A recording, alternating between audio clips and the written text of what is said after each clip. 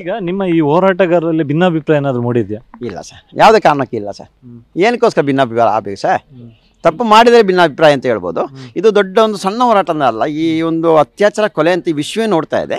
ಅವ ನಮ್ಮ ಯಾವುದೇ ಭಿನ್ನಾಭಿಪ್ರಾಯ ಇಲ್ಲ. ಎಲ್ಲರೂ ನಾವು ಒಂದಾಗಿ ಚೆನ್ನಾಗಿದ್ದೀವಿ. ಎಷ್ಟು ಬೇಕೋ ಅಷ್ಟೇ ಮಾತಾಡೋದು. ಸುಮ್ಮನೆ ಅದಕ್ಕೇನು ಕೂತು ಚರ್ಚೆ ಮಾಡೋದು ಅದು ಇಲ್ಲ ಸರ್.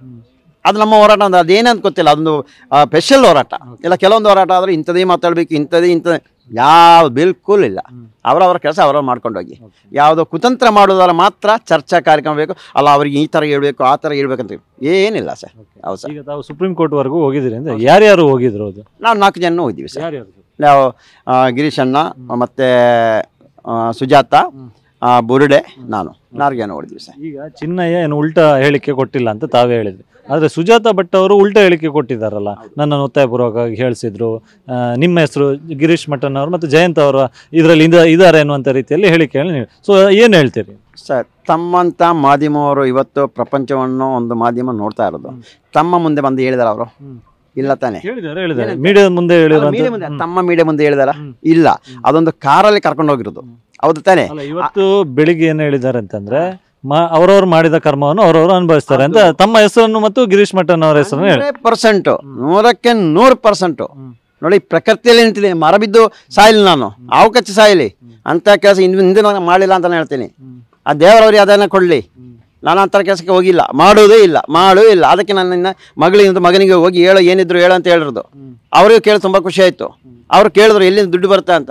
ಅವರೇ ದುಡಿತಾ ಇದ್ದಾರೆ, ಅವರೇ ಆಗ್ತಾ ಇದ್ದಾರೆ. ನಾನು ಹೇಳ್ತಾ ಇರ್ತೀನಲ್ಲ, ನನ್ನ ಮಕ್ಕಳಿಗೆ ಅನ್ನ ಹಾಕುವಂತ ಅದರ ಒಂದು ಪೈಸೆ ಇದಕ್ಕೆ ನಾನು ಹಾಕ್ತಾ ಇದ್ದೀನಿ.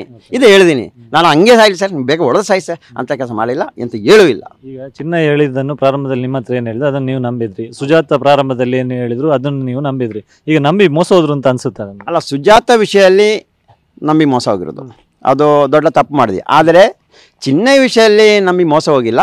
ಅವ ಮೋಸ ಮಾಡ್ತಾ ಇದ್ದಾನೆ. ಆದರೆ SIT ಅವರು ಬಾಯಿ ಬಿಡಿಸ್ತಾರೆ. ಇವಾಗ ಎಲ್ಲ ಕೆಲಸ ಮುಗಿಲಿ ಸರ್, ಒಂದೊಂದು ಕಡೆಯಿಂದ ಎಲ್ಲವನ್ನೂ ರಿಪೋರ್ಟ್ ಮಾಡಲಿ ಸರ್. ಆ ನಂತರ ಅವನಿಗಿರುತ್ತೆ ಅವಾಗ ಭಾರಿ ಹಬ್ಬ ಇರ್ಬೋದು. ಹೌದು, ಅದು ಸತ್ಯ ಹೊರಗೆ ಬರುತ್ತೆ, ಬರಲೇಬೇಕು. ನಿನ್ನೆ ನೀವು ಮಾತನಾಡಿದ ಭಾವನೆ ಯಾವ ರೀತಿ ಇತ್ತು ಅಂತಂದ್ರೆ, ಚಿನ್ನವನ್ನು ಯಾಕೋಸ್ಕರ ನಾನು ಮನೆಗೆ ತಗೊಬಂದೆ, ಸುಮ್ಮನೆ ಇದೆಲ್ಲ ತಲೆನೋವಾಯ್ತು ಅನ್ನೋ ರೀತಿ ಇತ್ತು. ಆಗ ಅನಿಸ್ತಾ ನಿಮಗೆ? ನನಗೆ ನಿನ್ನಿಂದ ನೋಡಿದ್ರೆ ಎಷ್ಟೋ ಜನ ಬರ್ತಾ ಇರ್ತಾರೆ. ಅಂದರೆ ಈ ಒಂದು ಹೋರಾಟದಲ್ಲಿರುವಾಗ ನ್ಯಾಯಕ್ಕೋಸ್ಕರ ಮಾತಾಡ ಬೆಂಗಳೂರು ಬರುವಾಗ ಇರ್ಲಿಕ್ಕೆ ಒಂದು ರೂಮು, ಎಲ್ಲ ಹೋಗಿ ಕೂರೋದು. ಎಲ್ಲರೂ ನಾನು ಬರುವವರಲ್ಲ, ದುಡ್ಡು ಇರುವವರಲ್ಲ, ಬಡವರು. ಅಂಥ ಸಂದರ್ಭದಲ್ಲಿ ಒಂದು ಊಟ ಆಗ್ತಾ ಇದೆ. ನಿನ್ನೆ ಈ ವಿಷಯ ನೋಡಿ ಇನ್ನು ನನಗೆ ಅದು ಬೇಡ ಅಂತ ಆಗ್ತಾ ಇದೆ. ಒಂದು ಕಡೆಯಿಂದ ನಾನು ಬೇಡ ಅಂತ ಆದರೆ ನನಗೇನು ನಷ್ಟ ಆಗಲ್ಲ, ನೊಂದವರಿಗೆ ನಷ್ಟ ಆಗ್ತಾ ಇದೆ ಅಂತ ಮಾತ್ರ ಒಂದು ಬೇಜಾರಿದೆ. ಅದು ಬೇರೆ ಏನು ತೊಂದರೆ ಇಲ್ಲ ಸರ್. ಹೌದು, ಇನ್ನು ಮನೆಯವರು ಬೇಡ ಅಂತ ಹೇಳಿದ್ರೆ ಬೇಡ ಅಷ್ಟೇ ನಾನು ಹೇಳ್ತಾ ಇರೋದು.